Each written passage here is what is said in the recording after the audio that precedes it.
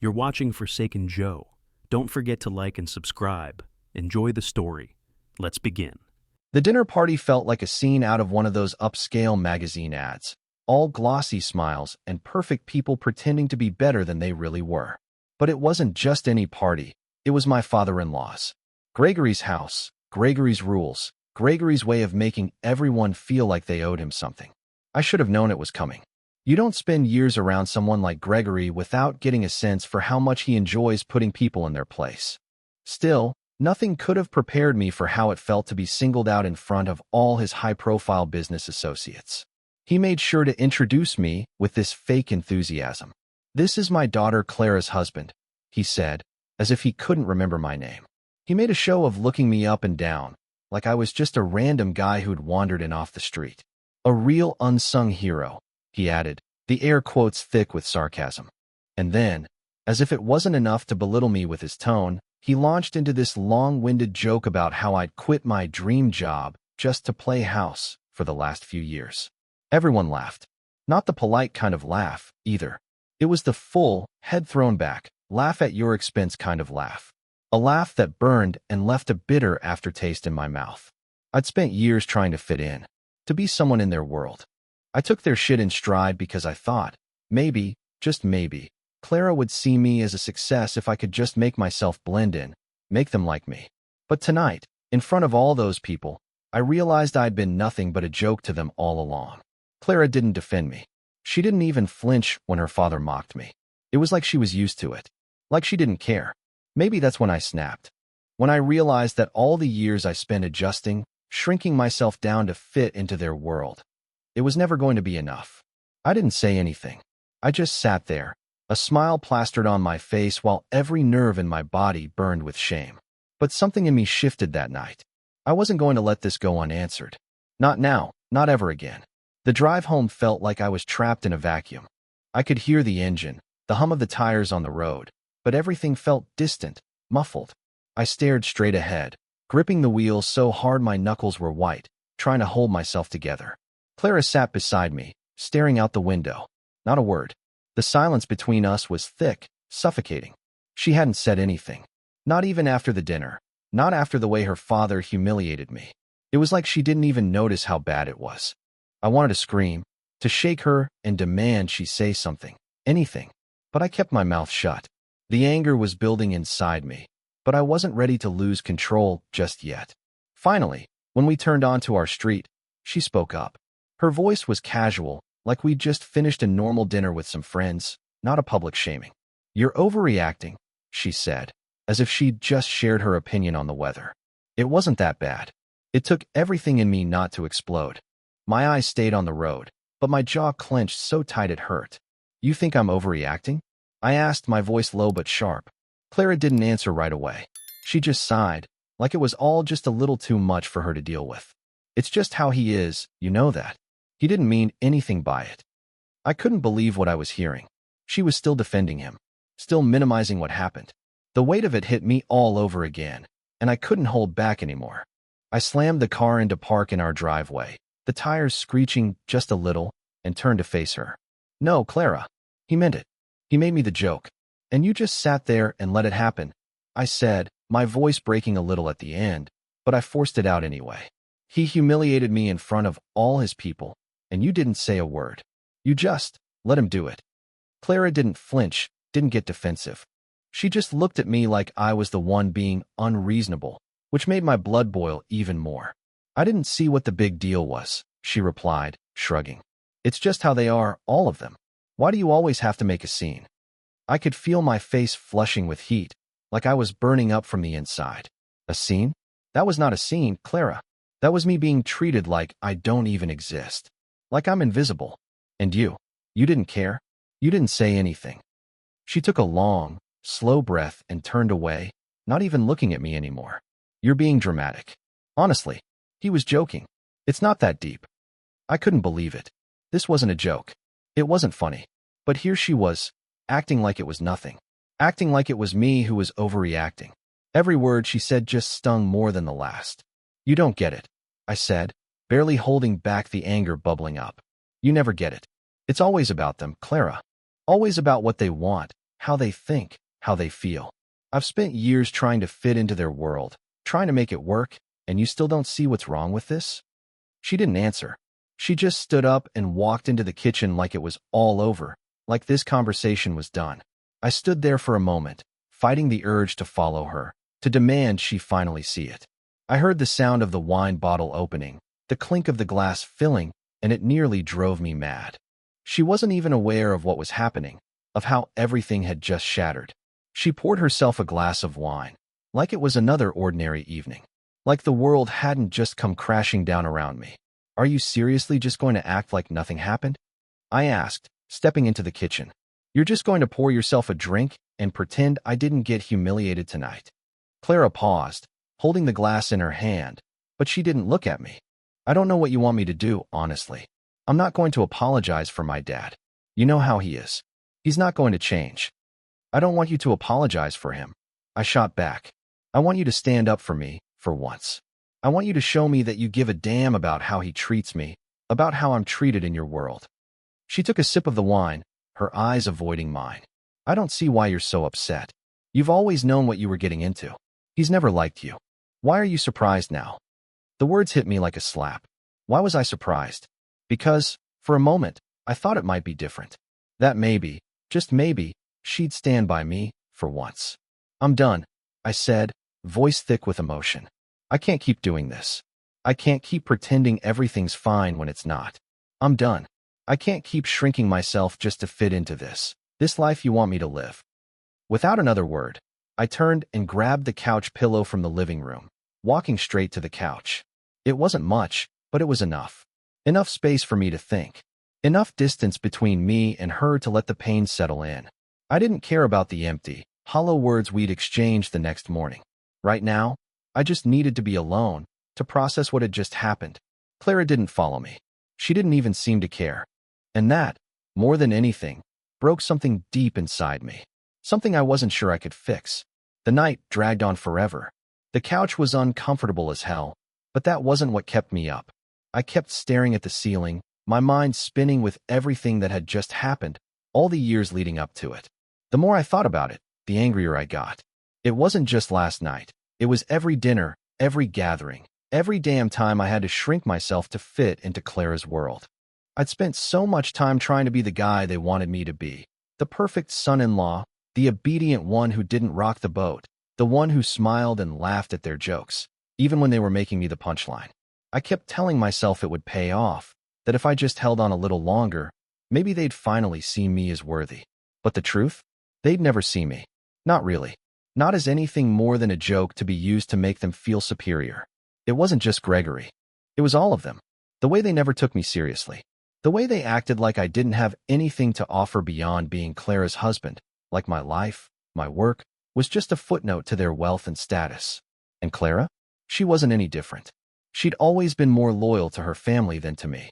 I'd known it in the back of my mind for years, but now, lying on that couch, it hit me like a ton of bricks. As the first light of morning crept in through the windows, I sat up and rubbed my face. My head ached, my throat was tight, and I felt sick to my stomach. I couldn't stay here, not like this. I needed space. I needed to breathe. Quietly, I got up, grabbed a duffel bag from the closet, and started packing. A few clothes, toothbrush, nothing fancy. I didn't need anything but distance from her, from them. I moved through the house like a ghost, trying not to wake Clara. I could hear her soft breathing from the bedroom, but I didn't want to face her. Not yet. Not until I knew what the hell I was going to do. I grabbed a pen from the kitchen counter and scribbled a note. I need time to think. I didn't bother with anything else. No explanations, no apologies. It wasn't the time for that. After leaving the note on the counter, I closed the door behind me and slipped into the quiet morning, the air still cool and damp. The drive across town felt like a blur. I wasn't sure if I was looking for something or running away from it. But either way, it felt better than staying where I was. I pulled up to my brother's apartment just as the sun was fully up. Adrian answered the door in his usual sweatpants and an old band t-shirt. No questions, no judgment. He just stepped aside and let me in.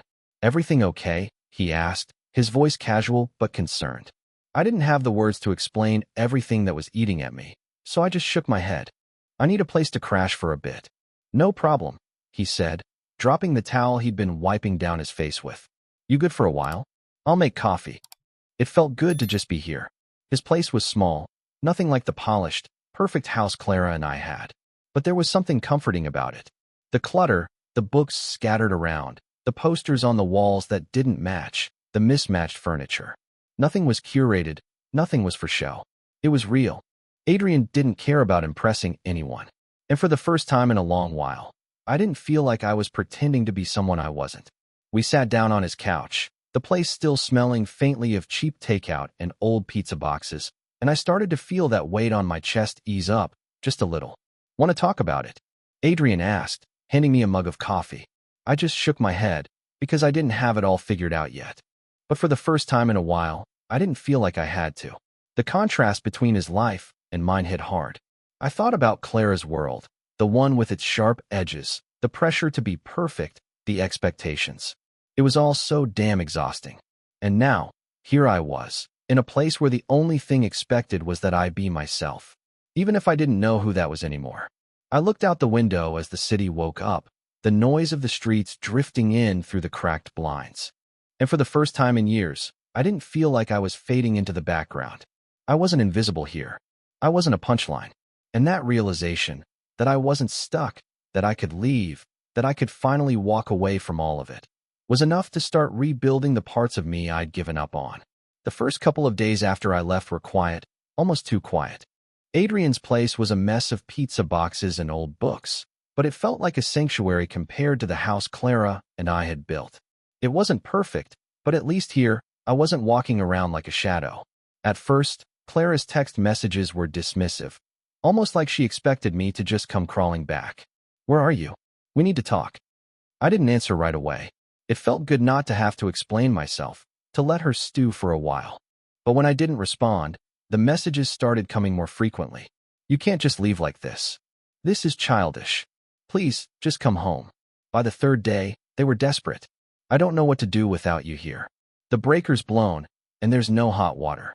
Can you fix it when you get back? The gas isn't working. Please come back. I'm scared. Please talk to me. It was like she was talking to a maintenance worker, not her husband. There was no concern for how I was feeling, no apology for what happened. Just a list of things that were falling apart, literally and figuratively, without me there to fix them. Adrian and I would laugh about it. The house, the way it was literally crumbling without me, was kind of funny.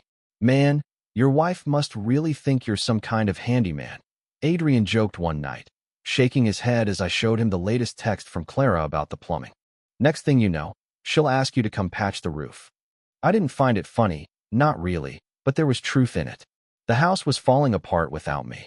The gas leaks, the broken breakers, the way she couldn't even figure out how to turn on the water heater without me. I used to be the one who did it all. It wasn't just the fixing, there was so much I did behind the scenes, the stuff nobody noticed. I handled all the bills, dealt with the maintenance requests, made sure things ran smoothly, but never once got credit for it. It was like I was invisible. Clara, especially, didn't even notice. She never seemed to care about how much I was holding up, how much of my life I'd sacrificed just to keep things from falling apart. As the days passed, I started to feel it more clearly, this invisible labor. All of it had been for them, for her. I'd sacrificed time, my energy, my pride to make sure she had a life that worked. But in the process, I lost track of who I was. Or worse, I let them define me. Still, it was the silence on Clara's part that cut the deepest. Not once had she even mentioned the dinner party. Not once had she acknowledged what happened.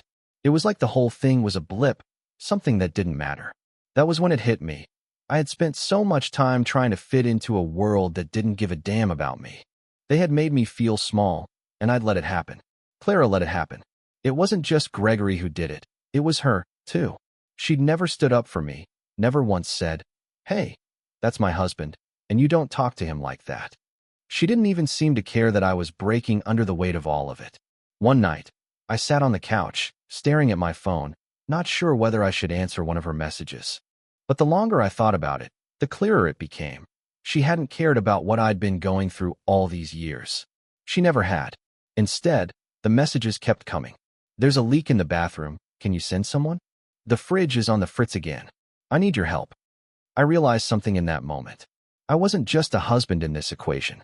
I was the fixer, the problem solver, the invisible glue that held everything together. And when I wasn't there, the house, our life, just fell apart. But no one seemed to care about me. Not really. I started to see it all clearly, this pattern that had been there the whole time. I had been running on autopilot, making sure everything else worked while my own needs were buried. What had I gotten for it? Not one word of thanks. Not one acknowledgement of how hard I'd worked, how much I'd given up just to keep the peace. She's not going to get it, Adrian said one night when we were talking about everything. She won't see it until it's too late. And he was right. It was too late. I was already starting to let go. It wasn't just about the dinner party anymore. It was about everything. The years I had spent feeling like I was just a cog in a machine that didn't care about me. At some point, the phone stopped buzzing, the messages stopped coming. Clara had given up. But I wasn't going back. Not now, not ever again. As I looked out the window, I realized that I'd been holding up a life that wasn't even mine to hold. I was just a placeholder, filling a role that didn't fit me anymore. And the worst part? I'd let it happen. I'd let her, and her family, treat me like I didn't matter. But that was done now. I had no more energy left to give to them. If the house fell apart without me there, so be it. Maybe it needed to. It was a few days later when Adrian and I sat down for dinner, a greasy takeout box between us and a couple of beers. He was cracking jokes about the crazy stuff going on at work, his latest project, some quirky coworker, but I couldn't fully focus on it. My mind kept drifting back to the life I'd walked away from. Somewhere in the middle of a particularly bad joke about a manager who couldn't figure out how to use email, Adrian asked, "Do you ever think your wife's family has any clue what you actually do?" The question hit me like a slap. I paused, fork halfway to my mouth, and looked at him. "What do you mean?" "I mean, like, do they even know what your job is, what you actually do day to day?" "You know, beyond being Clara's husband," he said, the tone in his voice half serious, half joking, but there was a sharpness there I couldn't ignore. I laughed it off, but the answer sat there in my gut, heavy. "I don't know. I've never really talked about it much." I set my fork down, trying to process it. "I mean, it's not like they'd care anyway." Adrian looked at me with a raised eyebrow. "Seriously? They never asked?" "Not once." I thought about it. Really thought about it. In all the years I'd been around Clara's family, not once had anyone asked what I did for a living. Not Gregory, not her brother, not even Clara herself. And suddenly it all clicked. How many times had I downplayed my work? How many times had I avoided talking about it? Because in their world, what I did was nothing compared to their million-dollar deals or corporate titles. I'd learned long ago to just stay quiet about it, not to draw attention to my job or my career, because it felt like it wasn't worth mentioning next to their world of boardrooms and champagne dinners. Adrian stared at me, waiting for me to say something, but I was still reeling from the realization. I guess I've been apologizing for existing," I said before I could stop myself. The words sounded hollow at first, like they didn't belong to me. But then, the more I thought about it, the more I realized how true it was. I'd spent years apologizing for my work, for my life, for being just who I was. And for what? To fit into a world that didn't even see me? To please a family that didn't care about anything beyond their own shiny little bubble? Adrian didn't say anything at first, just took a swig from his beer, but I could see the gears turning behind his eyes. "Damn, man," he said, his voice softer now. That's pretty deep." I ran a hand through my hair, the weight of it settling heavy on my chest. I didn't even realize I was doing it, you know?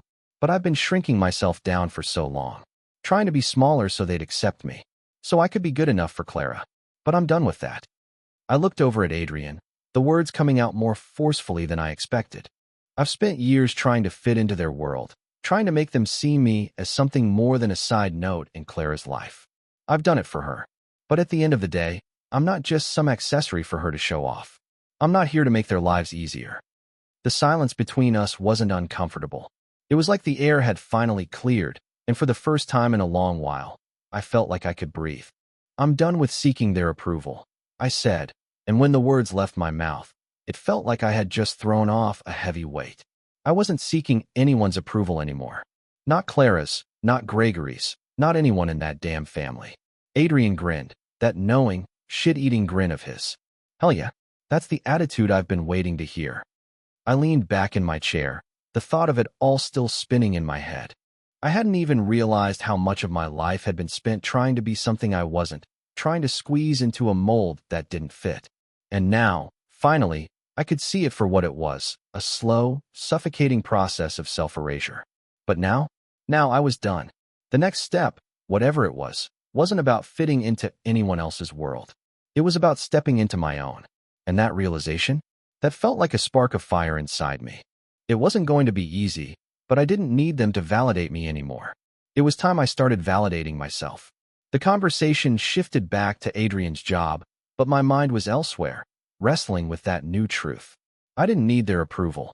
I wasn't just Clara's husband or the invisible fixer anymore. I had my own life to live, and for the first time, I was finally ready to take it back. The next morning, I woke up and stared at the ceiling for a while, letting the silence of Adrian's apartment settle in. It was weird, not having the pressure of a life I didn't fit in anymore. No more pretending, no more feeling small. I could actually hear myself think. And that's when it hit me. I wasn't going back to that life. I spent the morning going through my LinkedIn profile, something I hadn't updated in ages. I'd always downplayed my work. You don't want to come off as bragging, right? So I had kept it short, vague, modest. But now, I wasn't going to hide who I was anymore. I wasn't going to apologize for what I had accomplished.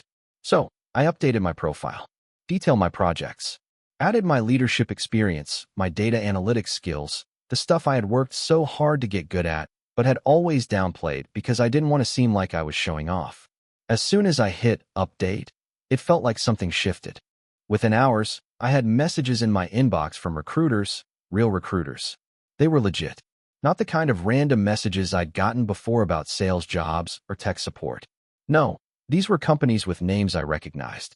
Companies that saw what I was actually capable of. One of the messages stood out. It was from a recruiter named Sarah with an opportunity in Houston. She mentioned a leadership position in data analytics, a role where I would be responsible for managing teams, shaping strategy, and driving the company's direction. I read the message 3 times, making sure I wasn't misreading it. This wasn't just another desk job. This was a big deal. I couldn't help but smile as I read through the rest of the details. The salary was double what I was making now. More than that, it was a chance to step into a role where I could actually make an impact. It was everything I'd been working toward, but never had the chance to fully embrace, because I'd been too busy shrinking myself for everyone else. But as I thought about the job, something else nagged at me. Clara. She hadn't stopped calling since I left. Every message was about something breaking or something that needed fixing. The dishwasher, the washing machine, the front door lock. The garage door won't open. Can you send someone to look at it? The fridge is making a weird noise. I didn't respond to any of it. I didn't even feel guilty anymore. She never once asked me how I was, if I was okay. All her messages were just more requests, like I was some kind of handyman she could call when things broke. I could hear the phone buzz again, another text from her. I checked it, same thing. Another broken appliance. I sat back, staring at the screen for a long minute. This was it. This was my chance to move on, to build a life that didn't revolve around fixing things for people who didn't care. I texted Sarah back and set up an interview for the next week. I was nervous, sure, but I was also excited. For the first time in a long time, I felt like I was on the verge of something. The day before the interview, I started prepping like it was the biggest moment of my life, because it felt like it. I went over my resume, practiced talking about my experience in ways that felt right for me, not how I thought they'd want to hear it. I worked on the data models I'd helped develop in previous jobs, revising the ones I hadn't touched in years, reminding myself why I was good at what I did. I wanted this, more than I'd wanted anything in a long time. The interview itself was everything I'd imagined. It wasn't easy. There were tough questions, some about leadership decisions I'd made and others about data strategy. But I felt more confident than I ever had before. I wasn't second-guessing myself. I wasn't worrying about what they'd think of me. I just was, and for the first time, that felt good. By the time I left the interview, I was sure I had nailed it. Sarah said she'd be in touch soon, but I didn't need her to tell me that. I already knew. I was exactly what they were looking for. As I sat back in the car, my phone buzzed again. It was Clara, again. The water heater's still broken. Can you come fix it? I stared at the screen for a long time, the phone still in my hand. I didn't respond. This time, I didn't have the energy to be the one who held everything together anymore. I was done. It was like a switch had flipped in my mind. I wasn't just moving on from her and her family. I was moving on from that whole life. From the expectation that I should fix everything that went wrong and that my worth was tied to how much I could do for them. I drove away, the weight in my chest a little lighter, the future looking a little brighter. The days leading up to the second interview were a blur of nerves. I couldn't shake the feeling that I was on the edge of something big, but every time I thought about the interview, my stomach would tighten. What if they didn't like me? What if I sounded like an idiot? I hadn't been in a situation like this in so long. Actually, wanted to be in this kind of situation. The job, the salary, the chance to prove myself. Everything was riding on it. But there was a part of me that still felt like a kid who didn't belong in the room. I spent the evenings studying for the interview, digging through old projects and reports, refreshing my memory on the data models I had built and the strategies I'd implemented. I'd never really talked about it with anyone. Not like this. It had always been more about just getting the job done, not about owning what I'd done. Adrian saw me pacing around the apartment the night before the interview and tossed me a beer. "Dude, you're stressing over nothing," he said. "You've been doing this kind of work for years. You're just solving problems. Like always. Just think about it like that." I took the beer, popped the cap, and sighed. Yeah, but this feels different. This is a big opportunity. It could change everything. Adrian gave me that look, like he was trying not to laugh, but also felt bad for me at the same time.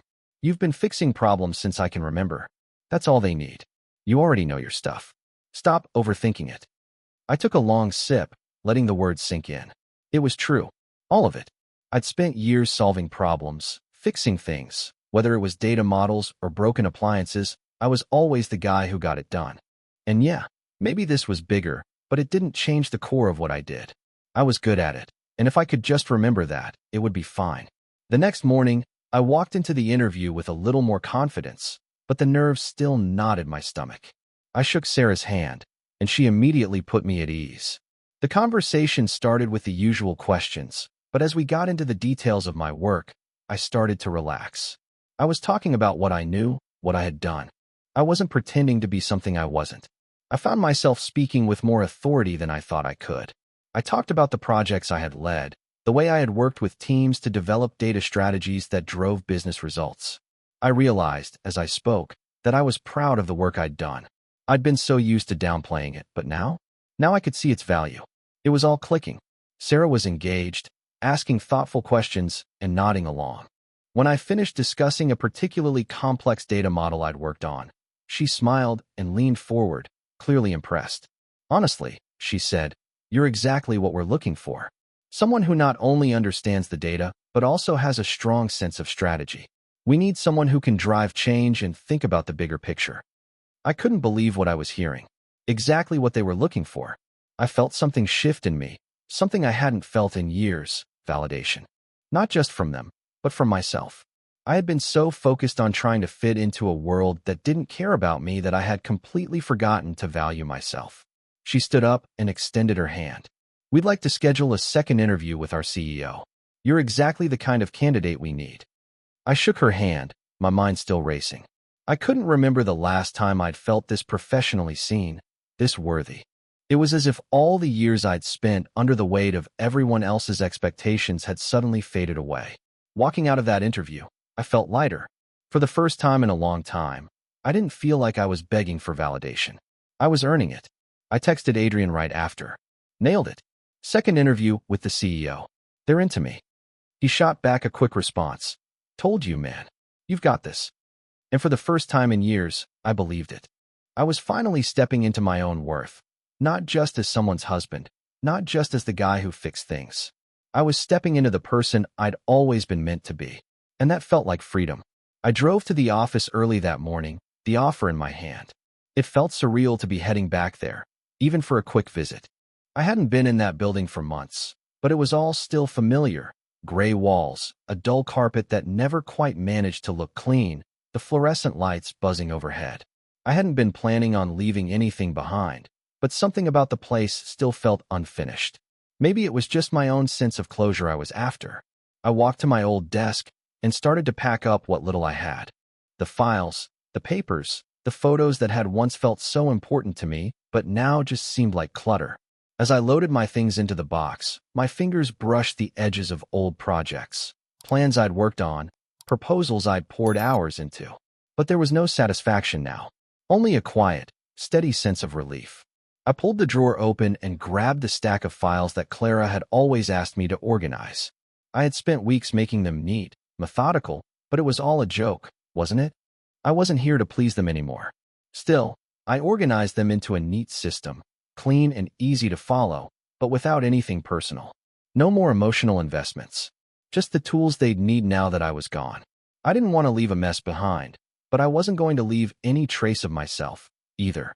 Then, I took the letter out of my jacket pocket, the note I had written for Gregory.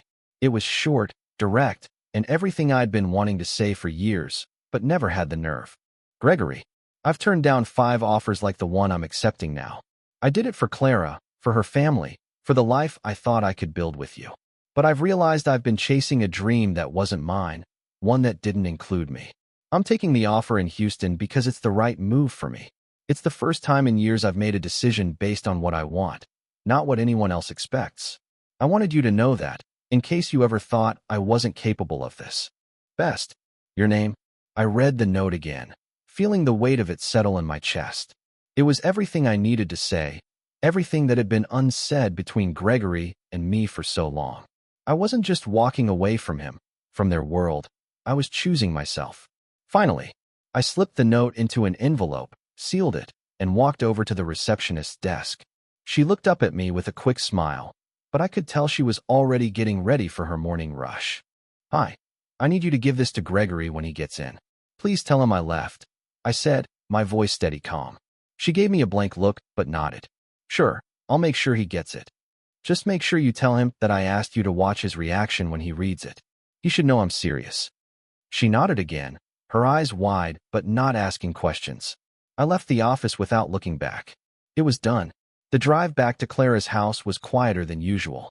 I was starting to feel the weight of what was ahead, packing up my things, telling her I was leaving for good. But it wasn't a question anymore. I had made my choice. There was no going back. When I arrived, the house was still empty. She hadn't come home yet. I wasn't sure what I was expecting, but I felt it, the end of something.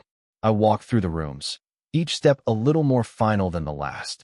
The kitchen was a mess, the dishes piled high, but I wasn't there to clean it. I wasn't there to fix it. I started packing my clothes, taking my things out of the drawers, and as I did, I realized how much of my life had been spent trying to keep things together that didn't belong together anymore. I folded my shirts with purpose, each movement a little more deliberate. I wasn't angry, but I wasn't sad either. I was just done. I was finally done with trying to make a life out of scraps that weren't meant for me. Before I left, I wrote Clara a quick note, just a few lines. I'm leaving. I need space to think, to figure out who I am without this. I'll be in touch when I'm ready. It wasn't an explanation, but it was the truth. I didn't owe her anything else. Not after everything. I drove away, my mind clear for the first time in what felt like forever. The road stretched out in front of me, wide and open, and I felt that familiar surge of freedom. I wasn't looking back. The past was behind me, and the future, my future, was waiting for me to take it. I was about halfway to Houston when my phone rang. It was the receptionist. I'd almost forgotten about her, but when I saw her name pop up on the screen, I knew exactly what this was about. I hit the speakerphone button and waited for her to speak. She didn't disappoint. Well, he got it, she said, almost gleeful. Gregory came in this morning, looked at the note, and, well, I've never seen him look like that before. I could picture it. Gregory, all high and mighty, thinking I was just a nobody, a pawn in his game, only to be slapped with the truth. What happened? I asked, trying to sound casual, but my chest was tight with a mix of satisfaction and something else, maybe relief. She chuckled a little. He was shocked. Couldn't believe it. I think he thought you were just, the guy who didn't have it in him. But when he read it, he asked if you ever said anything about coming back. Like he was hoping you'd come crawling back or something. She paused, almost as if she was savoring it. Then I told him you were the best analyst we've ever had. That you were exactly what they needed. The kind of guy who gets results, not just the guy who smiles and keeps his mouth shut. That's when he just left. Didn't even say anything else. Just walked out. A sharp, twisted grin spread across my face. Gregory had built me up as nothing, never thinking I had anything of value. And now he was shaken. For the first time, he saw me as I really was, a threat to his perfect little world. I'll bet he wasn't happy about that, I said, my voice low, but not angry. Just matter of fact. Nope, she replied, the amusement clear in her voice. He looked like he'd been punched in the gut. It was kind of sweet, actually. I let out a breath I didn't know I'd been holding. The weight I'd carried for so long, the weight of their expectations, their condescension, it had just been lifted. I was finally free. We exchanged a few more pleasantries before I ended the call and tossed the phone onto the passenger seat. I tried to let the satisfaction of what had just happened sink in, but it didn't last long. My phone buzzed again, and I glanced at it. Clara's name flashed on the screen. I sighed, shaking my head as I pressed play. Hey, it's me. I'm really confused right now. I don't know what's going on. I'm sorry. I just don't understand why you're doing this. I never thought it would come to this. Please call me back. We need to talk. I'm scared. Please don't leave me. Her voice wavered, and there was a crack in it that I hadn't heard before. Desperation, fear. But it was too little, too late. I didn't feel the pull to go back, to fix things. She still didn't get it. She didn't understand why I was doing this, and I realized I didn't owe her that explanation anymore. I swiped the voicemail away, deleting it without a second thought. The road stretched out in front of me, empty and open. The sky was wide, and I felt like I had finally stepped into the life I'd been waiting for. One where I wasn't someone's afterthought, someone's fixer. Where I was seen for who I was, for what I was capable of. I wasn't going back to the house, to the life, to the family that had never really seen me. I was done. The car hummed along, and the miles clicked by. I didn't look back. I didn't need to. A year later, things were different. No, better. I'd settled in Houston, found my stride at the new job, and built a life that actually felt like mine. The team I worked with respected me, valued my input. Hell, I was leading projects, shaping the direction of the company's data strategy. People came to me for advice, for solutions, not just because I was a good guy, but because they recognized my worth. They saw me for who I was, not who they thought I should be. Adrian came to visit last weekend. He walked into my apartment, his eyes scanning the place. Neat, organized, but with a sense of freedom about it that I hadn't had back in that old life. The contrast was almost laughable. You've really done it, huh? He said, flopping down onto the couch. I've got to hand it to you, man. I knew you had it in you. I smiled, grabbing a couple of beers from the fridge and tossing one to him. Yeah, I guess I did. Just took a while to figure out how to stop apologizing for existing. He laughed, cracking open the bottle. You are a different guy. It's like that whole version of you. The one that spent his days fixing things for people who didn't care, that's gone. It felt good to hear him say that. It was the truth. That guy, the one who just tried to blend in and fix everything, wasn't me anymore. I wasn't the background character in someone else's world. We sat there, talking about everything that had changed. How much easier things were now. How much more I could breathe. But then, Adrian's eyes narrowed as he leaned in. Okay, you've got to tell me, he said, his voice teasing but curious. What was actually in that note you left for Gregory? I hesitated for a second. I'd never shared the note with anyone, but it felt like the right time. I pulled the crumpled piece of paper from the drawer next to me and flattened it out. I cleared my throat and began reading it out loud, the words still striking a chord, even now. Gregory, I've turned down 5 offers like the one I'm accepting now. I did it for Clara, for her family, for the life I thought I could build with you. But I've realized I've been chasing a dream that wasn't mine, one that didn't include me. I'm taking the offer in Houston because it's the right move for me. It's the first time in years I've made a decision based on what I want, not what anyone else expects. I wanted you to know that, in case you ever thought I wasn't capable of this. Best. Your name? When I finished reading, Adrian took a long pull from his beer, sitting back like he'd just been hit with something heavy. Damn, man. That's brutal. I nodded, feeling a quiet satisfaction. Yeah, but it was the truth. The best thing I ever did was stop trying to please them. All of them. I had to cut that off to really live. Adrian gave a low whistle, his gaze thoughtful. I'd say that's the best revenge. Living a life where you don't need anyone's approval. I raised my bottle, clinking it against his. Exactly. No one's approval. Not Gregory's, not anyone's. Just mine. We both took a drink, and in that moment, It hit me just how far I'd come. That old world, the one where I was small and invisible, was gone.